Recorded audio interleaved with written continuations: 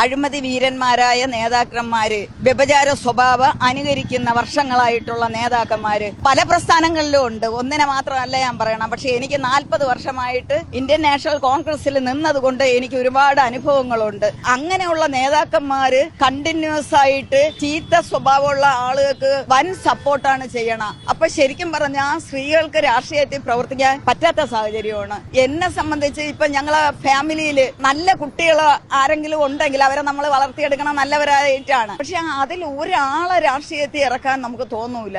കാരണം രാഷ്ട്രീയം എന്താണെന്ന് കേട്ട സിനിമാ ഫീൽഡിനെതിരെ കുറെ വാർത്തകൾ വന്നില്ലേ, അതെല്ലാം സത്യസന്ധമാണ് എന്ന് വിശ്വസിക്കുന്ന ഒരു സ്ത്രീയാണ് ഞാൻ, പൊതുപ്രവർത്തക. അല്ലാതെ എല്ലാ ആണുങ്ങളെ തേജോവധം ചെയ്യാൻ ആളുകൾ അഭിനയിച്ചിറങ്ങണേ അല്ലാതെ ഒറ്റപ്പെട്ട സംഭവം അങ്ങനെയും കാണും, ഇല്ലെന്ന് ഞാൻ പറയണില്ല.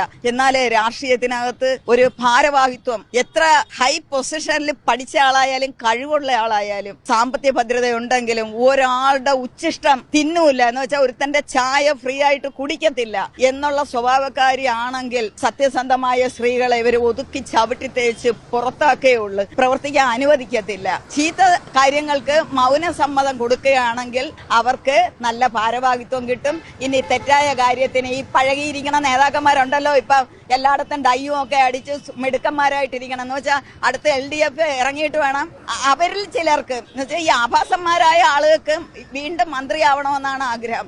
പക്ഷെ അതിന് കൂട്ടു നിൽക്കാൻ കുറെ നല്ല നേതാക്കന്മാർ സഹായിക്കുന്നു. അതാണ് കഷ്ടം. നമ്മളെ രാജ്യത്തിന്റെ സംസ്കാരം കെട്ടുപോയി എന്നുള്ളതാണ് ഒരു ഉദാഹരണമാണിത്. സംസ്കാരം എന്ന് പറയണ പൈസ കൊടുത്ത് വാങ്ങാൻ പറ്റുന്നതല്ല.